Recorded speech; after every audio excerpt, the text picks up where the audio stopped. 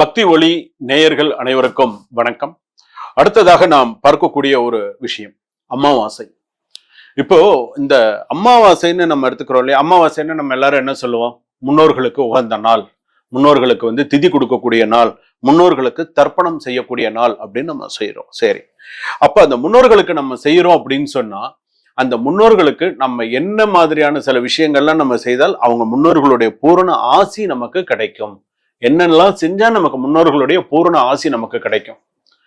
காக்காய்க்கு சாதம் வச்சுட்டு சாப்பிடுறோம் அப்படிங்கிறது எல்லா குடும்பத்திலும் பழக்கம் இருக்கா? எல்லாரும் வைக்கிறீங்களா? ரைட், வைக்கிறீங்க. அப்போ நீங்க என்ன பண்ணணும்? அந்த அமாவாசையில காக்காய்க்கு சாதம் வைக்கிறதுங்கிறது பாத்தீங்கன்னா சாபம் நீங்குதல். ஃபர்ஸ்ட் விஷயம் சாபம் நீங்குதல். உங்க குடும்பத்துல தெரிஞ்சோ தெரியாமலோ சில விஷயங்கள் நடக்கிறதுன்னு சொன்னா அமாவாசை அன்னைக்கு காக்காய்க்கு தட்டிட்டு 2 தட்டு தட்டுவாங்க. தட்டிட்டு காக்காய்க்கு சாதம் வச்சுட்டு தான் வீட்டுல இலை போட்டு பருமாறுவாங்க சாப்பாடெல்லாம். அப்போ அந்த காக்காய்க்கு சாதம் வைக்கிறது அப்படிங்கிறது சாபம் நீங்குதல் அப்படின்னு பேரு. அந்த சாபமானது நீங்கிறது அப்படிங்கிறது பேர். அதே போல தர்ப்பணம் செய்யறது. சில பேர் பாத்தீங்கன்னா தர்ப்பணம் பண்ணுவாங்க. அமாவாசையில தர்ப்பணம் செய்யக்கூடிய பழக்கம் உண்டு. அதே போல குறிப்பிட்ட அமாவாசைக்கு நிறைய பவர் இருக்கு. குறிப்பிட்ட அமாவாசைக்கெல்லாம் பாத்தீங்கன்னா நிறைய அதீதமான சில விஷயங்கள் இருக்கு. மகாலய அமாவாசை புரட்டாசி மாசத்துல வரக்கூடியது. அதீத மறந்தவர்களையே மாலயத்துல சேர்க்கணும்னு சொல்லுவாங்க. மகாலய அமாவாசை ரொம்ப விசேஷமானது. ஆடி அமாவாசை மிகவும் சிறப்பானது. தை அமாவாசை அதை விட இன்னும் சிறப்பானது தை அமாவாசை. அதே போல ஆவணி மாத அமாவாசை விநாயகர் உதித்த தினம் சொல்லக்கூடிய உதித்த மாதம் என்று சொல்லக்கூடிய அந்த மாசத்துல வரக்கூடிய அமாவாசை. இதெல்லாம் விசேஷமான அமாவாசை. இதுல பாத்தீங்க அப்படின்னு சொன்னா அந்த முன்னோர்களுடைய பூரண ஆசி நமக்கு இருக்கணும். நம்மளை விட்டு நம்ம கூட இருந்தவங்க, நமக்கு அந்நுண்ணியமா இருந்தவங்க நம்மளை விட்டு போயிட்டாங்க. நம்மளுடைய நண்பர்கள் நம்ம கூடயே படிச்சிருப்பான், நம்ம கூடயே இருந்திருப்பான், நம்ம கூடயே வேலை செஞ்சிருப்பான். ஒரு அகால மரணம் ஆயிடுத்து. வீட்டுல முன்னோர்கள் அகால மரணம் அடைந்த ஒரு 80 வயசு வரைக்கும் இருந்து வயது முதிர்வு காரணமாக காலமாயிருப்பாங்க. சோ இப்ப இவங்களுடைய பூரண ஆசிகள் நம்ம குடும்பம். அவங்களாம் அமாவாசை வீட்டு வாசலுக்கு வந்துருவாங்க. நீங்க கூப்பிட்டாலும் நிப்பாங்க. எள்ளு தண்ணி கொடுக்குறானா, படையல் போட்டிருக்கானா, ஏதாவது சாமி. அதனால்தான் எந்த நாளா இருந்தாலும் பரவாயில்லன்னு அமாவாசைக்கு மட்டுமா திடீர்னு என்ன பண்ணுவாங்க, சாமி கும்பிட ஆரம்பிச்சிடும். அமாவாசைக்கு மட்டுமாவது கண்டிப்பா சாமி கும்பிடுவாங்க. யாரா இருந்தாலுமே சரி. அவங்க போட்டோ எல்லாம் தெற்கு திசையில இருக்கணும். நம்ம அவங்க படத்துக்கெல்லாம் தொடச்சி சந்தன குங்குமம் வச்சு பூ எல்லாம் சாத்தி என்ன பண்ணுவாங்க, என்னென்னலாம் தேவையோ எல்லாம் வச்சு வழிபாடு பண்ணுவாங்க. அவங்களோட சம்பிரதாயப்படி வழிபாடு பண்ணுவாங்க. இதுலயே அந்த முன்னோர்களுடைய பூரண ஆசிகள் உங்களுக்கு வரணும் அப்படின்னு சொன்னா நீங்க முதல்ல செய்ய வேண்டியது, காக்காய்க்கு சாதம் வைக்கிறீங்க இல்லையா? நீங்க காக்காய்க்கு என்ன சாதம் வைப்பீங்க? வெறும் சாதம் வைப்பீங்க, நெய் போடுவீங்க, பருப்பு ஏதோ. இப்ப இதுல சில பேர் அப்படி வைப்பாங்க, நெய் பருப்பு கலந்த சாதம் வைப்பாங்க. சில பேர் வெறும் சாதம் மட்டும்தான் வைப்பாங்க, வெறும் சாதம் மட்டும் வைப்பாங்க. ஆனால் இந்த சாதம் வைக்கிறது எப்படின்னு கேட்டீங்கன்னா, காக்காய்க்கு சாதம் வைக்கிறது அப்படின்னு சொல்றது, முன்னோர்களுக்கு வைக்கிறது அப்படின்னு சொல்றது, கொஞ்சம் சாதம் எடுத்துட்டீங்களா, கொஞ்சம் சாதம் எடுத்துக்கோங்க. கையில கொஞ்சோண்டு எள்ளு எடுத்துக்கோங்க. எள்ளு இருக்கு பத்தியெல்லாம், கருப்பு எள்ளு, வெள்ளை எள்ளு கிடையாது, கருப்பு எள்ளு. சும்மா கொஞ்சோண்டு எடுத்துக்கோங்க. கொஞ்சம் தயிர், அவ்வளவுதான். கொஞ்சம் சாதத்தை வைங்க, 2 தட்டு தட்டிட்டு 2வது கொஞ்சம் எள்ளு போடுங்க. அது மேல கொஞ்சம் தயிர். அந்த கிண்ணமோ தட்டை எடுத்துட்டு போவீங்களா, அது 2 தட்டு தட்டினீங்கன்னா எங்க இருக்கிற காக்காயும் வந்துடும். அப்ப எல்லாமே அது காக்காய்க்கு சாதம். சில பேர் காக்கா சாப்பிட்டாதான் சாப்பிடுவாங்க, சில பேர் காகம் சாப்பிட்டால்தான் சாப்பிடுவாங்க. அந்த மாதிரி பழக்கம்லாம் சில பேருக்குலாம் உண்டு, இல்லாம இல்லை. காக்கா சாப்பிட்டுருச்சா பாருப்பா அப்படின்னுவாங்க. காக்கா எடுத்தா பாருங்க அப்படின்னு எட்டி பார்ப்பாங்க. வச்சிருக்கிறது 1-2 சாப்பிட்டதுக்கு அப்புறம் தான் சில பேர் சாப்பிட்றதுக்கே கை வைப்பாங்க. அந்த மாதிரி எல்லாம் பழக்கம் உண்டு. அப்போ அவங்களுடைய முன்னோர்களுடைய பூர்ண ஆசி எள்ளும் கொஞ்சம் தயிரும் அந்த சாதத்துல வைக்கிறது விசேஷமானது. இது முதல் விஷயம். தெரியலன்னு நீங்க தெரிஞ்சுட்டு இனிமேல் பண்ணுங்க. இப்ப என்ன, இவ்வளவு நாள் நான் வெறும் சாதம் தான் வச்சுட்டு இருந்தேன், தயிரும் பருப்பு இது மாதிரிதான் வச்சிருந்தேன், வடை வச்சுட்டு இருந்தேன், வெங்காயம் போட்ட வடை வச்சிருந்தேன், பருப்பு வடை வச்சிருந்தேன், அதெல்லாம் சாம்பார் ஊத்தி வச்சிருந்தேன்லாம் சொல்லுவீங்க.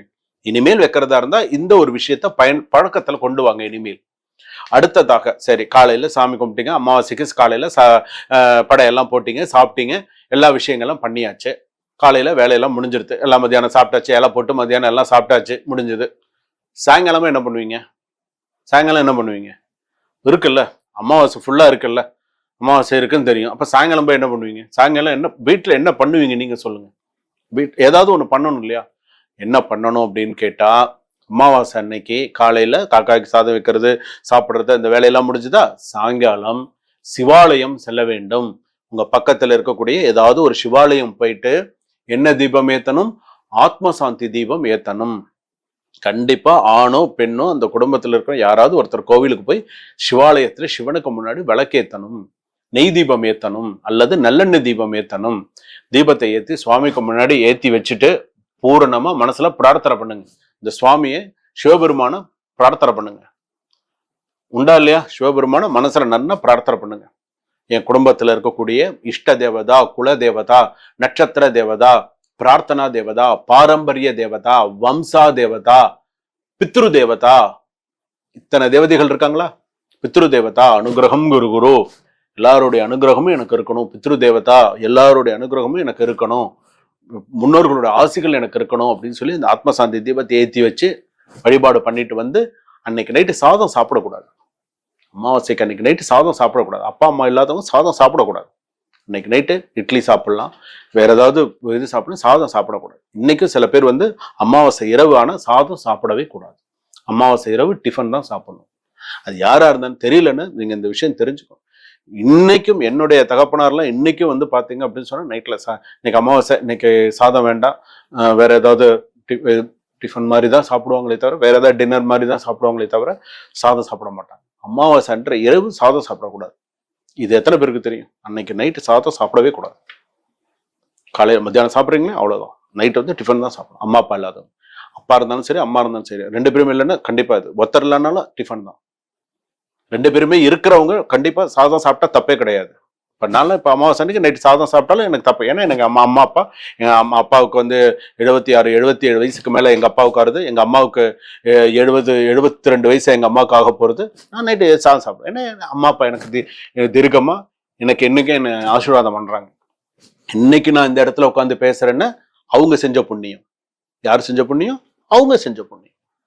என் அம்மா அப்பா செய்த புண்ணியம். நான் இன்னைக்கு இந்த இடத்துல இன்னைக்கு நான் இந்த பக்தி ஒளி சேனல்ல இன்னைக்கு இந்த உலகம் பூரா இன்னைக்கு நீங்க பாக்குற இடத்துல நான் இன்னைக்கு உட்காந்து நான் பேசுறேன்னு அந்த பேசிக் பிளாட்ஃபார்ம் என் அம்மா அப்பா.